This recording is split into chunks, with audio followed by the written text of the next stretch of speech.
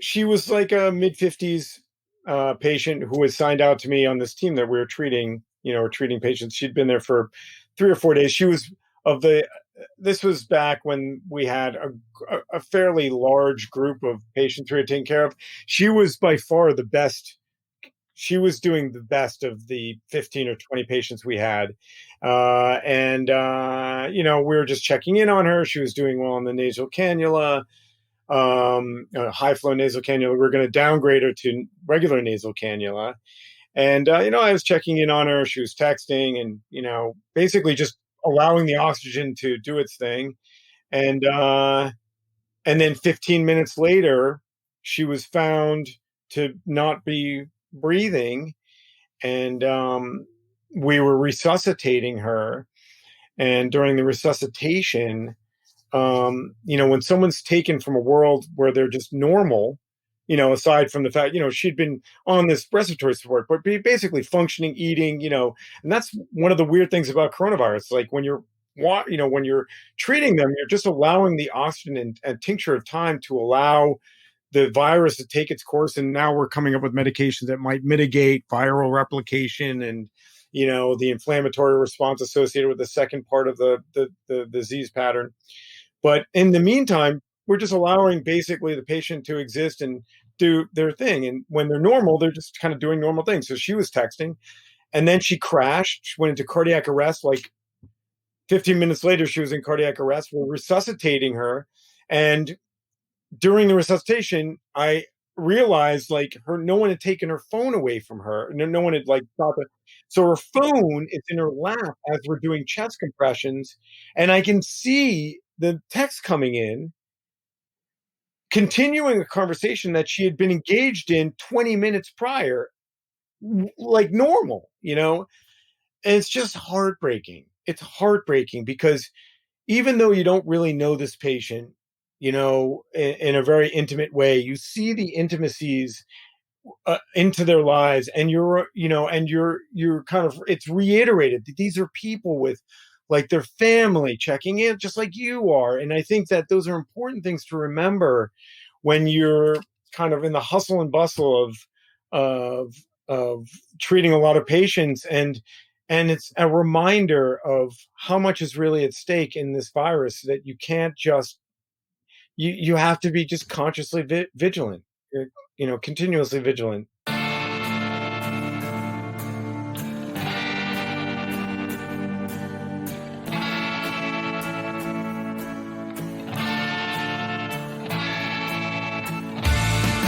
Hello, welcome to Medical Murmurs, where emergency physician Dr. Paris Lovett talks with other doctors about their lives and their work in medicine.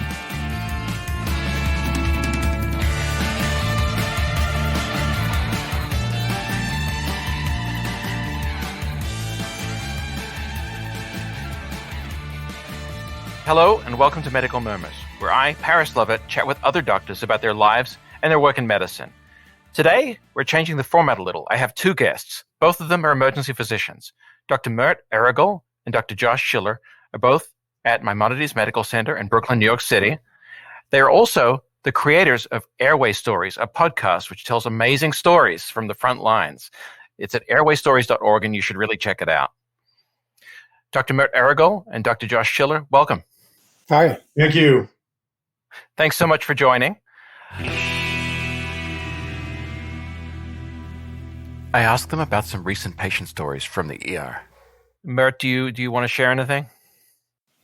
I had a guy once who I was coding. This isn't about COVID, but this guy, he came in. They brought in this homeless guy who we were coding him, and this cell phone's little ring went off, and everybody's looking around. It turns out it's his cell phone in his pocket going off. And it was I think a Los Angeles number. So I was like, okay, I picked up the phone and we didn't know anything about the guy. So I wanted to see if he had a medical history. So I answered the phone and the guy was like, is so-and-so there? I was like, I'm actually the doctor and he's in the emergency room. He's very sick. What can you tell me about him? And the guy on the other end was like, oh my God. are you serious? What, this is so weird. Okay. I don't know. He's a producer. And it turned out this guy was like a major, like a well-known producer, produced a lot of, well-known, acts like the Beastie Boys, among other. And, but he didn't know anything about his medical history. And I went back in, and they're still coding the guy. And suddenly, this guy that I saw as a homeless, like like I judged him. He kind of looked like this hipster kind of guy. Suddenly, I saw him differently. And anyway, we got Rosk, and he was admitted to the hospital. That's when we get someone back. Yeah, because he's worthwhile. Now he just happened to get Rosk, and he got admitted to the hospital, but apparently he died in the hospital. And then a few days later, there was an article in the New Yorker. The guy that I talked to, who's I forgot what he was. He was a director or producer or something, like this known quantity in Hollywood, wrote a talk of the town piece about how he called the hospital, or he called his friend, and the orderly, like the orderly from another country, answered the phone, and how shocking it was to hear about his friend's death that way. It was just a surreal, sequence of events. Did you put on a foreign accent for some reason? I must have been like, hello.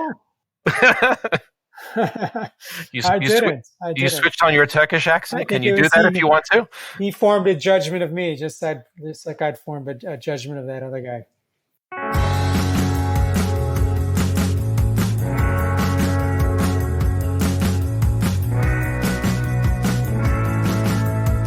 You are listening to Medical Murmurs. Do you have any stories from COVID that are jumping out while we're talking? Well, there's the 100-year-old woman. Is that the one you're referring to? There's a 100-year-old woman that came in, and she had COVID. And my God, you just don't want a woman who's reached 100 years of age to die in the hospital. So I just wanted to send her home. And she was a Hasidic Jewish woman. And, but she, became hypoxic, and so kind of forced our hand. And I call, the family's not at the bedside. So I called her son, and I said, well, we have to admit her to the hospital. She's very sick. He said, okay, well, let me know how it goes. I said, okay. And I was so busy. It was like, at the point, like kind of the surge, the peak of the surge, running around. And this son kept calling me. How is she now? Well, she's the same. Okay. How is she now? And finally I said, listen, she's 100 years old and she has pneumonia in both lungs.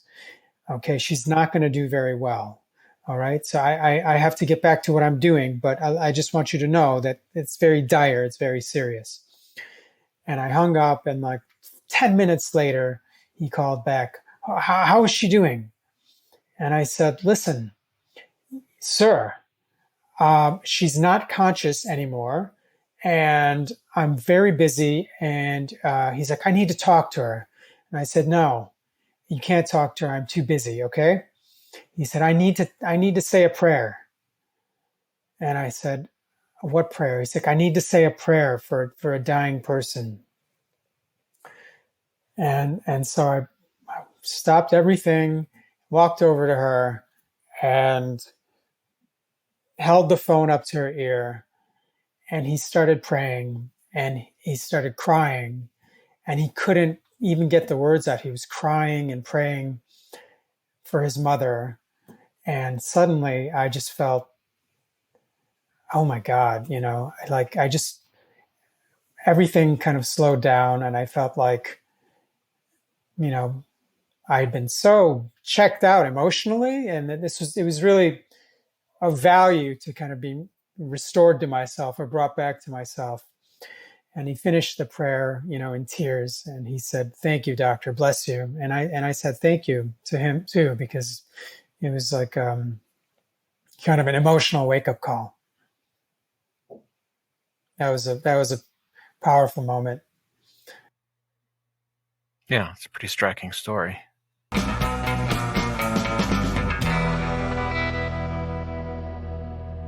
always like to start by asking people a bit about their early lives. Josh, we're talking your childhood, what kind of kid you were, how you drifted towards medicine, emergency medicine. If you could just give us a bit about yourself. Well, I didn't go into medicine directly, actually, very far from it. I was actually, I believe, the oldest first year medical student in my class. And I think that trajectory has become, I was known as an atypical student. I think I've become a lot less atypical as medicine has opened up to the idea that people can have a career beforehand and go into medicine and actually be pretty good doctors.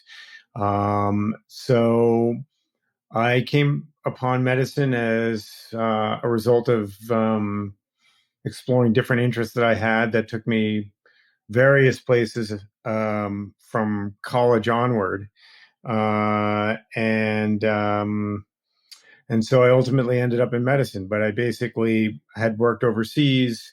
I had majored in economics, worked overseas in the Middle East, and that occurred right before the first Gulf War, which then rendered me isolated there while the school closed down and people were evacuated. I was evacuated briefly to Cyprus, was brought back to Tel Aviv, where I was teaching at an American international school, and then the school closed down, and I couldn't leave. So I was basically living in my sealed room, watching Scud missiles come in and sort of attack Tel Aviv.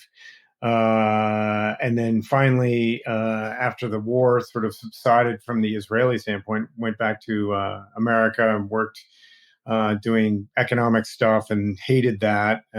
Ended up quitting and buying a motorcycle and ending up riding cross country, spent about 8 months on the road, ended up settling in Montana, writing poetry, became a carpenter, worked with my hands a lot, spent a couple of years there. And then during the course of one winter where there's not a lot to do, there was no internet. Winters in Montana, there's an expression when you live in Montana where you have 9 months of winter and 3 months of company. So there's really not a lot of opening for basically doing stuff. Anyways, I ended up applying to a school of international affairs, politics at in Columbia, which is known as the School of International Public Affairs, SIPA.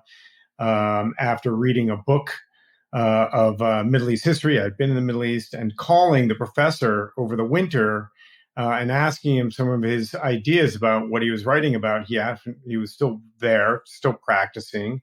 And we ended up getting into a month-long kind of like series of phone calls until he encouraged me to apply to SIPA, where he ran the Middle East Institute. I ended up going to Columbia, School of International Public Affairs, worked for the Council on Foreign Relations, and then was working in Egypt, and decided that really, I think where I was working at a hospital, doing some work translating for a urologist, which was the connection of someone of whom I was working with to do this economics project. It was like a side project, and then decided that that was really where I wanted to spend most of my time. So ended up applying to medical school, and that's how I ended up. Yeah, just a simple, like, straight course right through. What was it about medicine, and what penny dropped for you?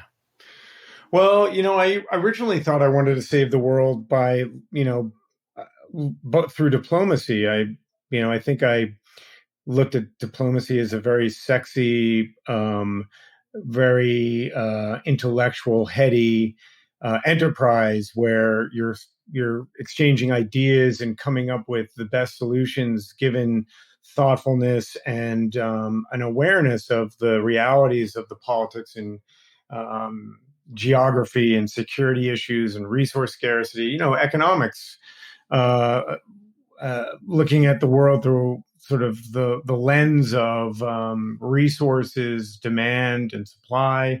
And I think it's a really good discipline. But as I realized, I still think that that's a wonderful way of going about one's life and career. But for me personally, I think I really just missed like the smells and the tactile nature of like feeling like I was interacting with people on like a street level, on a sort of like much more resonant level, rather than dealing with elites at a sort of like a, in an ivory tower type atmosphere. So that's what I liked about medicine. And ultimately, that's what I liked about emergency medicine. How did you pick your specialty? Well, I think much in the same way I picked medicine, I think I picked my specialty. I think I experimented. I was drawn towards things that were tactile because, I think when someone is really curious about how to choose a career, I think you really shouldn't shy away from your interests. So for me, I had practiced the intellectual pursuit of college, and had been raised to do that, to go to college. I never really known anything about building anything with my hands, and that's why I was really interested in learning some of the arts of building through masons and carpenters and metalsmiths. And so those are the people I worked with and interacted with when I was in Montana.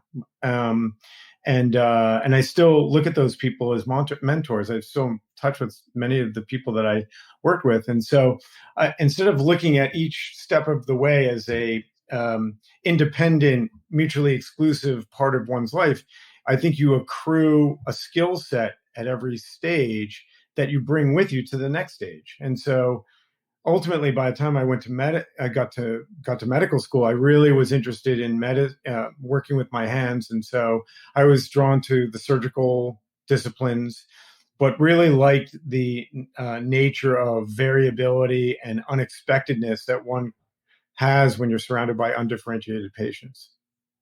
So emergency medicine combined both the intellectual with the physical, with the kind of frenetic nature that's kind of like parallels my ADHD.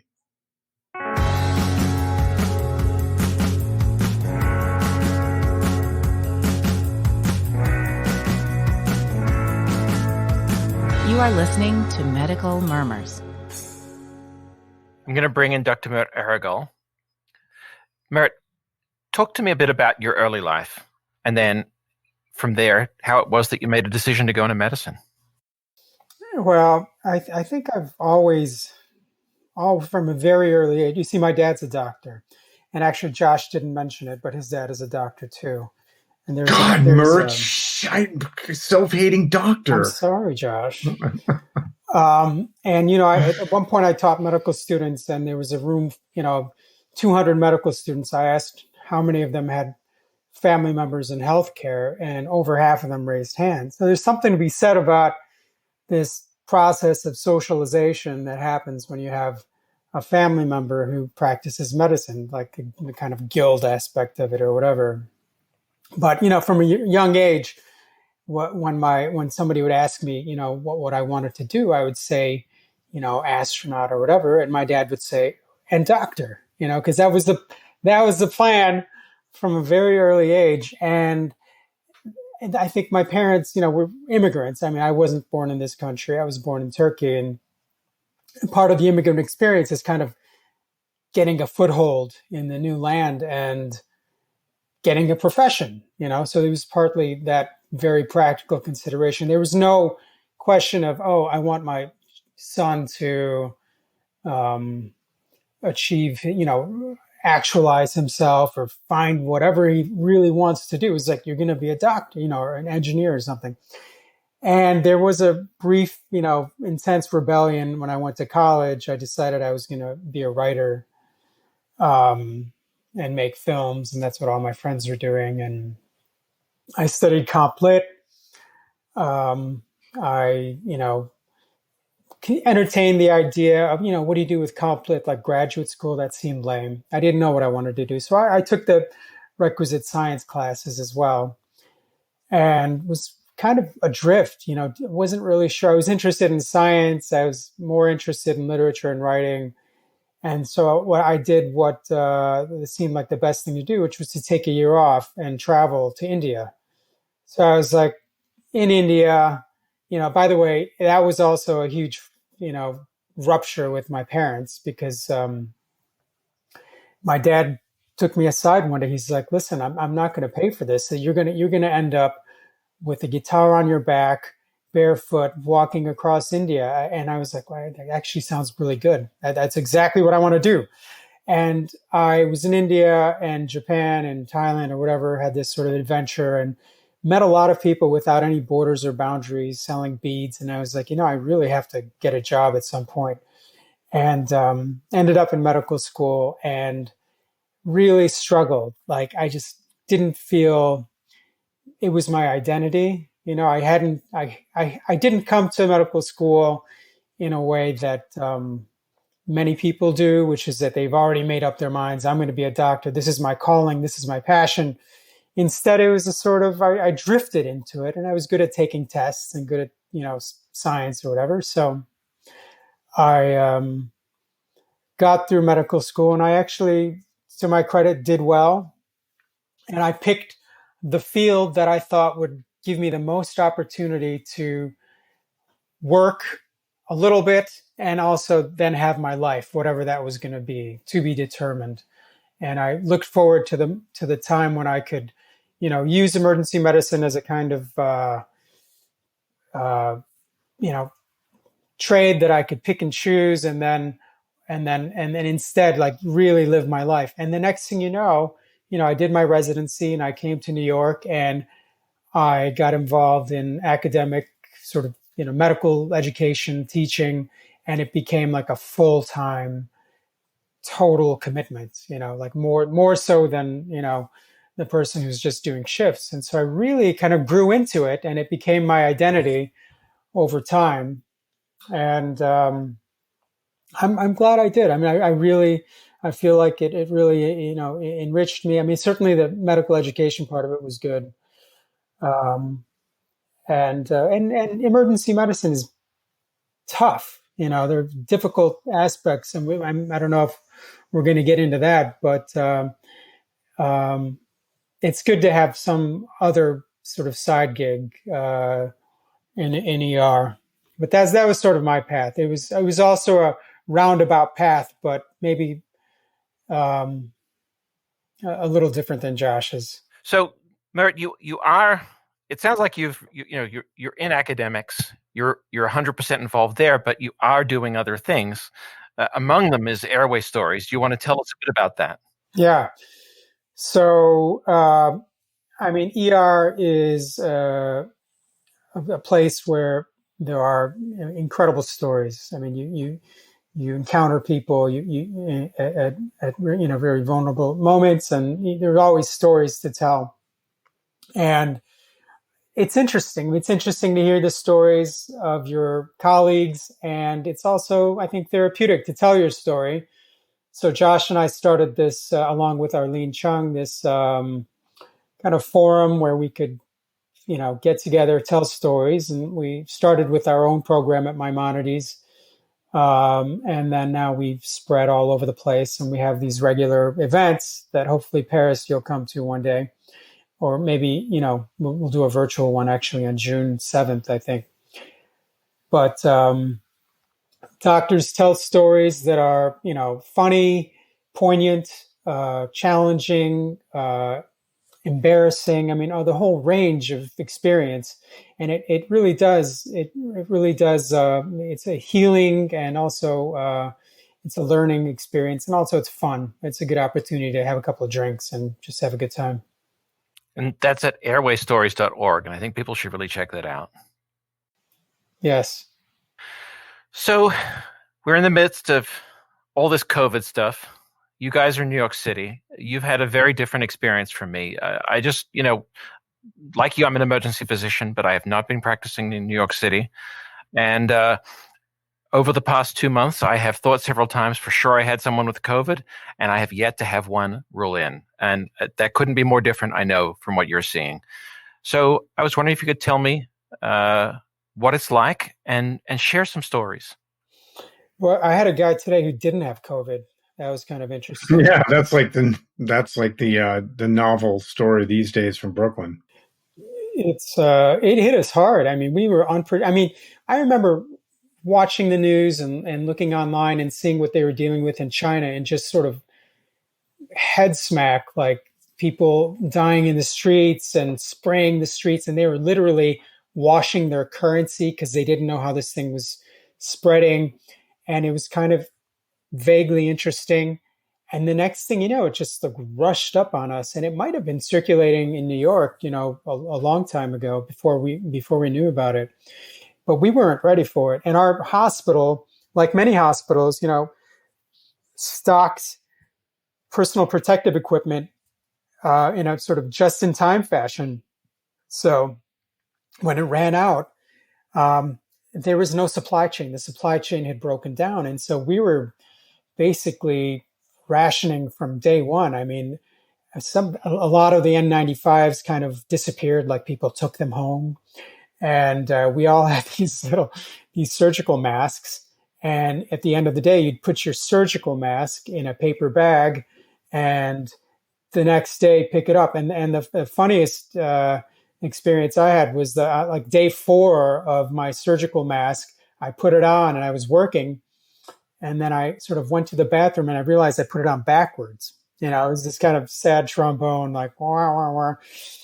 But I probably had the disease at that point already. I got sick early on, and I don't think I caught it from the hospital. I caught it from some friends who went to a dinner party. And like a few days later, those people got really, really sick. So I think I caught it from them. But And did you test positive? I tested negative. I tested myself right away, and it was negative. And then yesterday I had an antibody test, and the results of that are pending. I'm pretty sure I had it, although, people who've actually had positive PCRs at our institution have tested negative for antibodies. Not sure what that means. And then people who had no symptoms had positive antibodies. So everything is kind of up in the air. There's a lot of ambiguity. Yeah, it's frustrating. So at the height of it, I mean, I know that now the numbers have come down some, but at the height of it, what did it feel like in the ER? What did it look like? It was very quiet. I think that was the most shocking thing. I mean, I think people are talking about it now, but I think a lot of the typical yelling and screaming that you hear from drunken, altered patients who make up a daily diet of the patient population just wasn't there, along with many other types that are kind of forms the as we're seeing, like the financial backbone, as well as the social kind of the social kind of landscape that is typical, simply wasn't showing up because everybody's too concerned or scared to show up. And so the people were showing up were people who were really in some sort of form of respiratory dysfunction, or people who are just scared. And so people were very quiet, very respectful, or very sick, or some combination of that. And family members weren't there. That was the other thing that was just very bizarre, that we're so accustomed. I mean, our emergency department is so condensed. I mean, we're one of the most densely packed, geographically, emergency departments in the country. I think there's statistics for this. We may be number one. And so it's always this loud, kind of chaotic place, even more so than the typical ER. And when you exclude family members from the bedside, it just felt like a laboratory. You had all these intubated people with masks on their faces, and you're right, it was quiet, it was eerie. And every now and then you'd hear, an announcement that, somebody else needed to be intubated or coded upstairs, which is really ominous. And everybody was covered up, and we were all kind of had our masks on and struggling. Like the first 2 or 3 weeks of when we finally got their N95s, I just had a headache because the thing fit so tight on my face. I was just walking around with a headache and like a callus on my nose. People aren't used to it either. For the first day I wore, and N95s and these masks, as you probably well know, they're not designed to wear for hours on end. They're, they're designed to wear for discrete moments when you kind of need to be, using them, and then take them off and discard them. And, we've redefined how we use a lot of the elements of PPE. And also, the first day I had mine, I was like, this thing is just not, every time I open my mouth, it's like slipping out, like the mask will like slip up over my cheekbone. And realized I didn't wasn't fully aware of the fact that there were different sizes, and I had a small on. And it was like riding up the bridge of my nose. Like I'd yawn and the thing would be like above my eye line. So I'd forgotten about how we were supposed to get, you're supposed to get fitted for these, but during this type of scenario, all these rules are kind of not considered as strongly. So, yeah, I mean, it's funny, right? But we had a number of colleagues who got sick. One of our attendings ended up in the ICU. There's some pretty high profile faculty are now on ECMO in the ICU. We have a housekeeping person died today. I mean, I think a lot of these people got sick at the beginning of the pandemic. I want to hope that, wearing the N95 protects us to some extent. You don't hear as many stories anymore of people being sick. But I mean, it is tragic. I mean, nobody signed up for this kind of work. There is a degree of tragedy if you see it from that perspective. I think maybe it's an adaptive response to laugh about it, but we've definitely put ourselves in danger. And I don't think our hospital failed us. It's just the whole thing was, if anybody failed us, it was the federal government that kind of stepped back and decided, this isn't our problem, this is the state's problem, which I think is a total shirking of their responsibility. We could have a whole political discussion if you want. Yeah. I think it's interesting how the juxtaposition of the quietness within the hospital is in direct opposition to all the noise and anxiety and media playing up like these headlines and the concern and the extreme nature of what this pandemic has done societally to us and politically and however direction you want to go, where friends and neighbors and strangers would come out of the woodwork. I mean, I'm sure you've probably heard, and this is probably true of other places in the country, if not the world. I actually think it started in, where is it, in Spain or Italy, where in New York, you at 7:00, there's cheering for the healthcare workers and the essential workers that are working. And I think that is I think it's an extension of true appreciation, but I also think it's fueled by anxiety and a sense of futility that most people have when they're sheltering in place. They can't do anything. They want to feel like at least be part of like the solution, and so they kind of like funnel this energy into people who are doing work. And so Mert and I have laughed about it, and with some of our colleagues, we're getting so much love that it's unprecedented. Where a lot of us might have felt unappreciated before, because the world really doesn't see inside the emergency room unless you're on TV. And now, I mean, we're like front lines.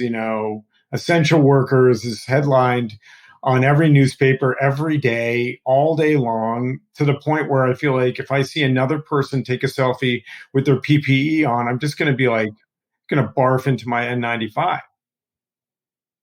And also, I think that it is I fear what's going to happen when this becomes less of a concern. It's less in the media. The world moves on, because coronavirus is not going anywhere anytime soon. We're going to have patients who are going to come in very sick, novel to them, because they haven't been exposed yet, either because they're, sequestered from the world in New York City, or they live somewhere else where they just don't have a high density population and they just haven't caught it yet. But these people are still there's going to still be a patient population that's going to get really sick. Yeah, I mean, we really don't know what subsequent waves might look like. There's still a lot of mystery around it. You are listening to Medical Murmurs. If you enjoy this podcast, don't forget to review us on iTunes and other forums. You can also visit medicalmurmurs.com and sign up to hear about new episodes. Tell me some patient stories that you remember. I had a patient the other day. She had been in, it was just a very odd, it's actually not very COVID specific. It could have happened in some other time, but she was slightly demented. She was actually pretty demented, elderly patient who, there's always sounds that are familiar when behind closed curtains. You can kind of tell what may be happening because you hear someone scream out in discomfort or confusion or both, particularly if they're demented. And it just sounded like the nurses were putting a Foley in place. And this woman was like, ow, ow, ow, ow. And then she had this long sustained scream that as the scream progressed, it turned into this incredibly harmonic, tremulous, operatic, our aria of a sustained note where it's I can't do it because I can't speak. I can't speak up. I can't sing. But she was like, ow, ow, ow, woo! And she just went into this amazing aria that was sustained. And everybody was, at first everybody's kind of going about their business. And then all of a sudden that when the note sustained itself and hovered, everybody, you could just tell. I looked across to see where the patient was. And between me and the patient, there was the entire emergency room. And everybody just stopped and kind of looked up. And there was just a moment where everybody just quieted down and admired this beautiful noise, this beautiful single note. And then it kind of trailed off and, but you could tell this is probably a woman at some point in her life that had been formally trained in opera. That's hilarious. Mert, do you have any stories from these recent weeks? Well, there's one guy. We had, first of all, I must say that this is a new disease. And so there was, from a very early point, differences of opinion among experts about how to manage this, particularly about ventilation and mechanical ventilation and oxygenation. And we were seeing very bizarre things that we weren't accustomed to, like people with, oxygen saturations in the 40s or 50s who were talking to and checking their cell phones or whatever. And the stated policy that came from the Surviving Sepsis campaign, I believe, was that, after 6 liters nasal cannula, these patients need to be intubated. And it didn't seem to make sense to us. And so we kept people on, on higher levels of oxygen and on high flow. We started using high flow. And the minute we admitted these high flow patients to the hospital, they'd get intubated. And so we decided as a department to keep them in the hospital, in the emergency department, and manage them ourselves. And so we had a whole cohort at some point, like 15, 20 patients that we were managing in the emergency department by ourselves on high flow, trying to forestall intubation and all the, consequences and complications of mechanical ventilation. And one guy in particular spent 12 or 13 days on high flow. He was a 32-year-old guy.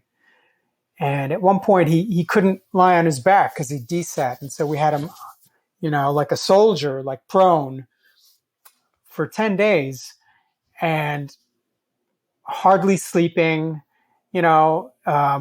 kind of getting a little crazy, talking to his wife and kids sometimes on the phone, sometimes just complaining, talking to every single nurse and every single doctor took care of him, over the course of 10 or 12 days. I mean, he became this guy that you come in the morning, you're like, how's he doing? How's he doing? And everybody was asking about him. And we were proud that we were doing okay, because he should have been in the ICU. The ICU wanted him, and we refused to send him up to the ICU, and it became our thing.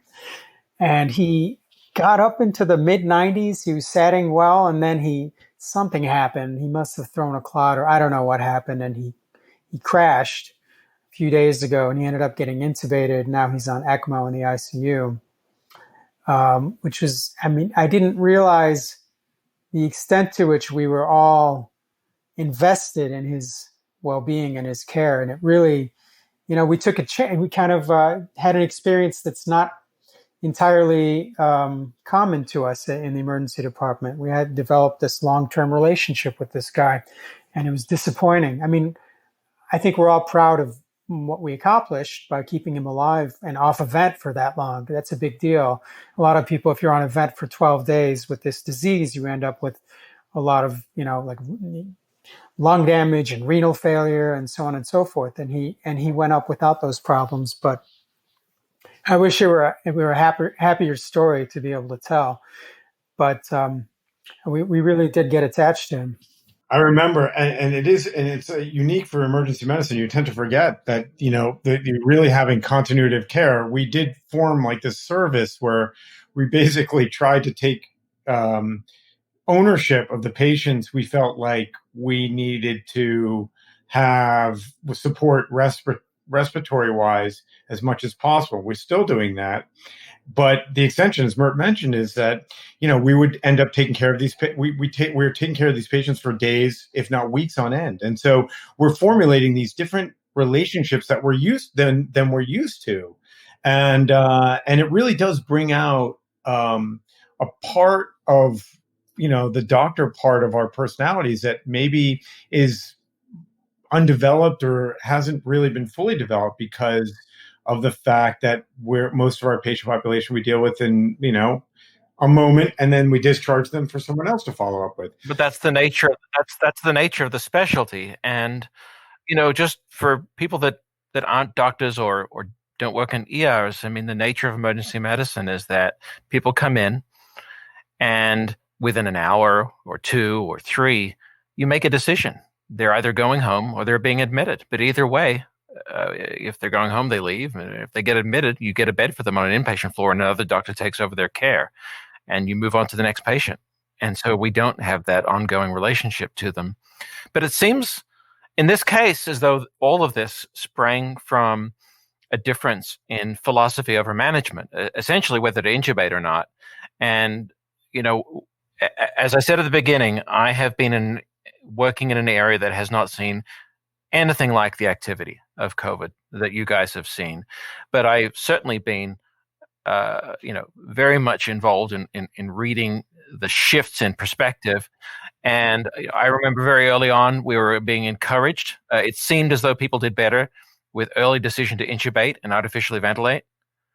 And now it seems to have maybe validated the tech that you guys were taking about actually avoiding that. Yeah, of course. People are doing better with non-invasive. What's amazing is there hasn't been enough time to do studies. And so this whole debate has been conducted on social media, people yelling at each other on Twitter. And the mainstream media has picked up on it. So there was an article in the New York Times that was kind of a attempt to present both sides of the argument. But it's kind of clear to us after taking care of all these people that they do tolerate low oxygen saturations. Their lactate doesn't bump even after many, many, many days. And mechanical ventilation is not a joke. I mean, it may be part of the problem. The way these lungs, the way the lungs are sort of left by this disease, the pressure and the ARDSNet protocol might end up creating more problems than it solves. But, to be continued. I mean, at some point, somebody's going to do a study, and then we'll know for sure. I would say, though, it's this kind of scenario that really brings out, I think someone mentioned, like, we didn't sign up for this. This is like, this is crazy. I mean, we have residents who are just graduating, or not yet residents, medical students who just graduated are going to come right into this. And, there's been stories about how they're going to step into this pandemic and not really get as full, like, an orientation. They're not going to be able to, like, kind of get their feet wet. And I've said to the residents and even some of our attendings, and I actually needed to be reminded of this from my couple of my brothers who are doctors, that this is exactly why you went into medical school. That for a situation like this, where you feel like you are actually making an impact on someone in a really important way. And I think to underscore what Mert was talking about with these, with taking care of patients, this one particular patient that we all sort of has enamored himself with the department because we've all taken care of him. He's young, he's got a family, and patients like him, is that I've found that it's not so much the respiratory support that I think is interesting. I think that's interesting, and I think it is really going to be profoundly changed.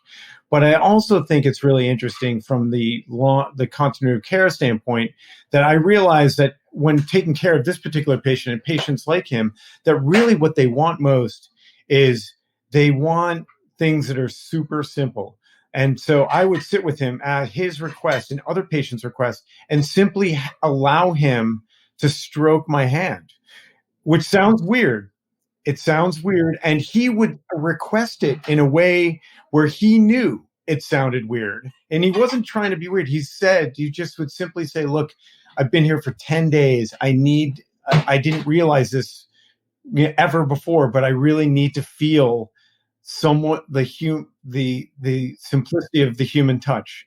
And so there were other patients who were on this service who'd been there similarly long times, who would also just stop, and usually when, someone has you stop, they're like, no, what do I do with this, empty IV bag? Or what do I do with the, holding up the canister of urine? Like, and so, people are kind of like conditioned, like, all right, I don't want to deal with it. But now people are stopping you and simply saying, can you just hold my hand for a couple of minutes? Just, and, and as an emergency doctor, you're like, I got this, but I found personally that when you sit and you take like 5 minutes and you simply enjoy this simple thing, it's almost like it's a therapy, not just for the patient. It's a therapy for everybody involved, because you realize, you're reminded of what it is that you're doing there. And it's an important lesson to learn. And, they say the patient is the best resource to learn by. And I think it's not just the disease process, but also the human element that we tend to forget in the crazy world of emergency medicine.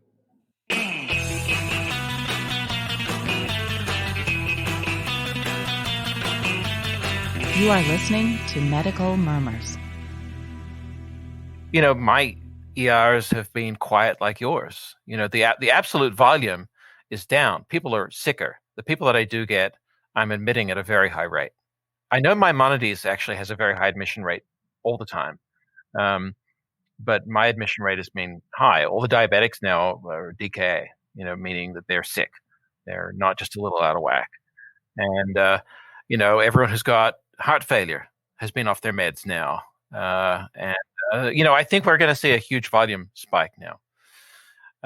But in terms of why it was quiet, some of it may have been that people were scared, but some of it may have been what you called pro-social behavior. People were trying to spare the ER. I mean, they're also afraid of the ER. But, we had there was a guy with a brain tumor. I mean, he had a brain tumor with edema and midline shift. And this was in the early days of the pandemic. And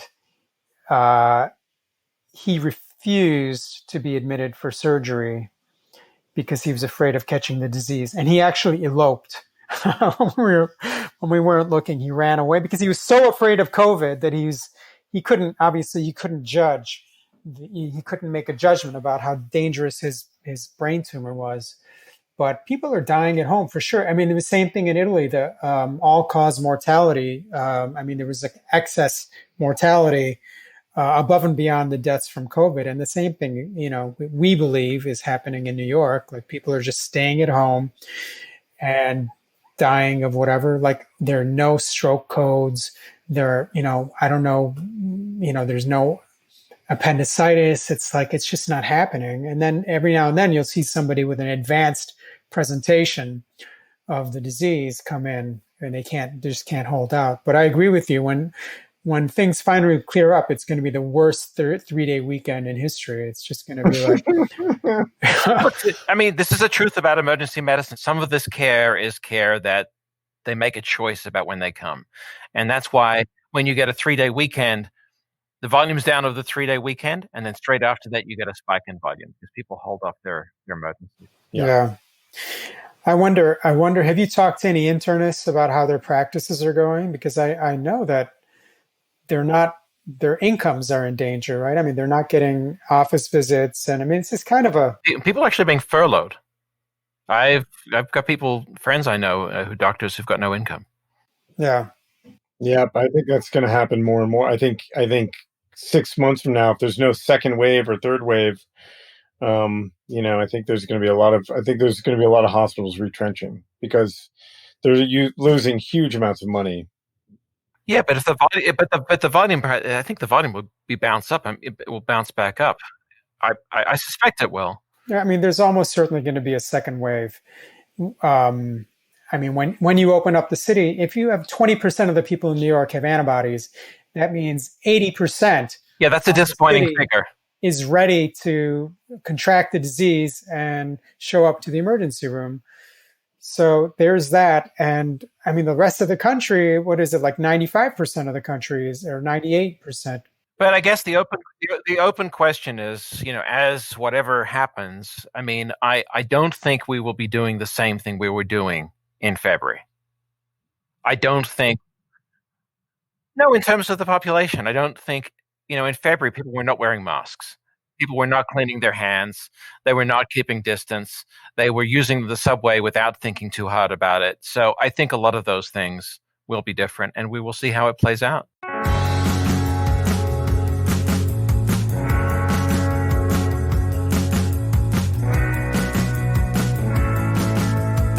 You are listening to Medical Murmurs. So, Mert, do you want to share? I want to circle back to a patient story, if there's just something that sticks with you. Let me think. Another story. I should be writing these down. I mean, there are so many. I mean, this pandemic has been such a bizarre experience. All these poor people, I mean, have there been people that have come in that have died in the ER very soon after arrival that came in? I'm just wondering if you had anything like what we talked about, the patient that comes in talking and doesn't make it. Yeah, I mean, there have been we've had plenty of people who and that's kind of one of the features of the disease. Actually, one of the interesting experiences that I had was to work at this facility that we set up. The hospital kind of set up this almost like a departure lounge for COVID, where people who finished their hospital admission but just weren't well enough to go home go to this repurposed nursing home where they, sit or lie down, stare at the ceiling for days and days with oxygen until their lungs get better. And so I did a couple of shifts there, and it was gratifying to see people kind of at the end of the process, knowing that they're, for the most part, getting better, since our experience is mostly seeing them, launching them into the hospital with a known 30% mortality rate, or if they're intubated, 75 or 80%. It was a very different, more hopeful experience. But after a hospital admission and this disease, these people are exhausted. They're weary. They don't have a lot to say. They're just kind of like very passive is what I found. It was interesting. I have a lot of respect for this disease. I mean, we have no immunity against this thing. And I hope it doesn't, I hope you don't have the same experience that we had in New York. But I mean, it's a really serious disease. without treatment. Maybe, in a month or 2 or 3, there'll be something of value. But I have a lot of respect for COVID, um, So for what it's worth. people just look kind of checked out. I mean, maybe it's COVID brain. I mean, we were all speculating about the young woman who committed suicide that was in the newspaper, and her sister. She was a good friend of mine. Yeah. Paris, can I ask you, was this something out of character for her? Oh, very much so. Yeah. I wonder if there was some medical problem like with the disease, I mean, we looked at the autopsies. There were a couple of presentations about autopsies, and it's pretty striking. The platelet proliferation, the megakaryocytes, the microthrombi, almost certainly, I mean, in every tissue, the kidney, the lung, the liver, heart, and why not the brain? I mean, I didn't see any brain samples, but it's entirely possible that there is something called COVID brain, and hopefully there's a certain degree of resilience that people get better. But it's shocking to think that it could have been some lab worker at that virology lab, who made one mistake, and became patient zero. You're buying this conspiracy theory of the lab? I don't think it's at the level of conspiracy anymore. I think it's a theory, Yeah, I mean, it's definitely not the accepted. I mean, there's still a very contentious theory. There's a few theories, all of which are plausible, and we'll probably never know. But I don't think it's at the level of conspiracy. I think it's speculation, but it's reasonable speculation. Just as so are the wet markets. Right. I mean, there's 2 virology labs that both collect bats looking for viruses, and there's wet markets all in the same city. What else do we know? Yeah. And listen, like my friend's suicide, it's a mystery that we're not going to get any answers to.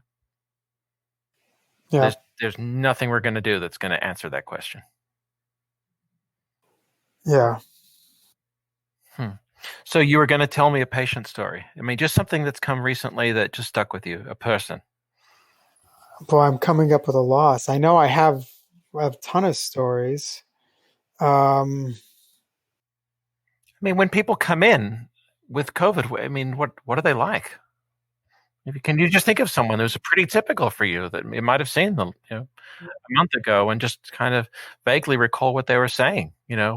What were their family like, as much as you got a chance to see any family? Yeah. Well, when people come in with this disease, they're afraid that you're going to tell them they have COVID. They kind of know, but you see them kind of shaking in their boots as you formulate a diagnosis, and then you have to say the words, and you try to normalize it. But people are terrified of this diagnosis. It's such an unknown quantity, and so it's hard to tell people that, even though the odds are in their favor.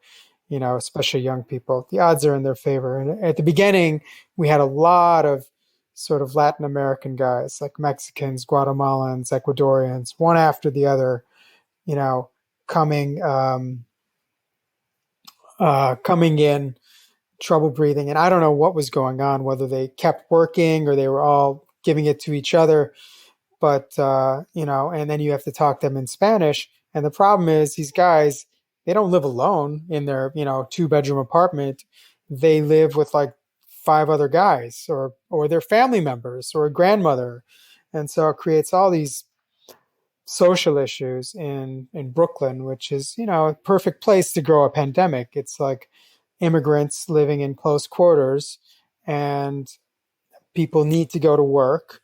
And so it turned out to be the perfect place. Or Queens, I mean, it's amazing that I'll kind of get off topic a little bit, but it's amazing that the Republicans didn't seize on this pandemic. It's the perfect issue for the conservatives, because it's here you have the unwashed hordes from other countries coming here, bringing this Chinese virus, getting sick, spreading it to Americans, and yet they resisted the idea of the pandemic because it affected the re-election chances of their candidate, I guess. But here I am in Brooklyn in the midst of this incredible richness, from my perspective, of different cultures and languages and ethnicities, and everybody just struggling to get a foothold in this country. That's my hospital. It's this incredible proliferation of immigrants and Orthodox Jews. And it's just, they just got hit really hard. But it's a resilient population, and they'll bounce back. But it's been truly the most memorable, professional experience of my life, and hopefully nothing will top this one. How did you feel when you had to intubate someone? You were obviously aware that for you personally, that was going to be a higher risk moment. Yeah. Well, we read or heard of very early on this intubation box that this Taiwanese doctor had come up with. And so I had one of these fabricated at this plastic facility or whatever in Industry City. And, anyway, so we were using that to intubate. And you put your hands through it and intubate with a glide scope, and it reduces the likelihood of transmission of secretions. The one faculty member at our department who got really sick early on was intubating many, many people in the early days of the pandemic, and without adequate protection probably. And she was young, or maybe early 30s. So we got the box going. And then we have, there's a protocol where you intubate these people without, bag valve mask. You kind of do a very quick intubation. You empty the room. You have negative pressure. You do everything you can to limit the likelihood of spreading the organism. Of course, it helped me that I feel like I already had the disease, and I didn't even catch it in the hospital. I was an early adopter, and I got it from my friends. So do you feel that you're less careful with things like doffing? Do you feel like you're invulnerable to it now, and you kind of are not? It takes the edge off, but we're still very careful. I mean, I still haven't had a positive antibody study or a positive PCR, but it takes the edge off the anxiety. Listen, if I was 65 years old and obese, I would probably not put myself in this position. I mean, we've got all these new routines we do. I mean, at the end of my shift now, I wipe down everything that I'm taking home. I wipe my phone down twice. Yeah. I mean, will you ever look at a doorknob again the same way? It's just, we're irrevocably changed. Yeah. I mean, it's always going to be with us, right? We'll be like the generation that lived through the Depression. Yeah. We're going to be always like sort of OCD about these things. Yeah. I mean, you wipe down your keyboard and you wipe down your mouse and all that kind of stuff. I mean, my family's moved out of the house. They've been living upstate. So I'm alone here. Like in some ways, it's fantastic. I have this incredible gift. I mean, I have 2 young children, so not to have to, prepare meals for them and put them to sleep, and that has been kind of an amazing opportunity in my midlife. I never thought I'd have. On the other hand, it's like incredibly lonely. I miss them terribly. But yeah, you come home and you take a shower, and everything is hot and cold, both in the emergency department and in your own life. And you are constantly preoccupied with this. And there's so much mental energy that goes into, separating, creating this category. I don't think I'll ever stop wearing a mask. I mean, maybe not an N95 because they're so uncomfortable, but I'll probably continue wearing masks for the near term and maybe the medium term in the emergency department. I certainly think the flu season is going to be much less eventful than it has been in years past. People are worried about, the flu and the COVID together, God forbid. But I think the flu is going to be a trickle compared to what it's been in the past because everybody's wearing masks. Yep, and distancing. Whatever we do officially, people are not going to go back to living exactly the way they did before. Yeah, I agree.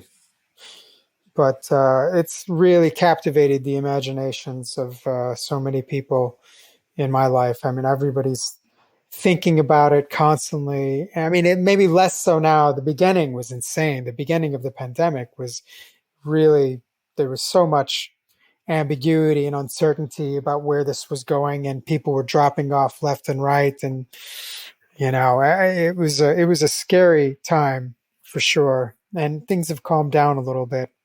And I think even the next surge, it'll be more of a known quantity. We'll know what to expect. I hope it doesn't spread to the rest of the country the way it hit New York, honestly. But if it does, at least you have a little head start. Well, New York definitely, I think, maybe more than anything, I think it was the severity of what hit New York that made it very real for the rest of the country. For those people who believe what's in the news and on TV, the rest of the people who are reading a completely different media and living in a different reality, there are plenty of people who think it's a hoax. And so, on the one hand, you want them to be safe, and on the other, a part of you is like, well, I hope you don't have to see what it's like, but you might have to see what it really is. Well, Dr. Mert Erogul, thank you so much for talking to us on Medical Murmurs. Paris, what a pleasure to medically murmur with you.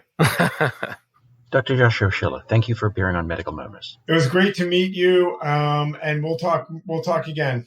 Thank you. This is Medical Murmurs.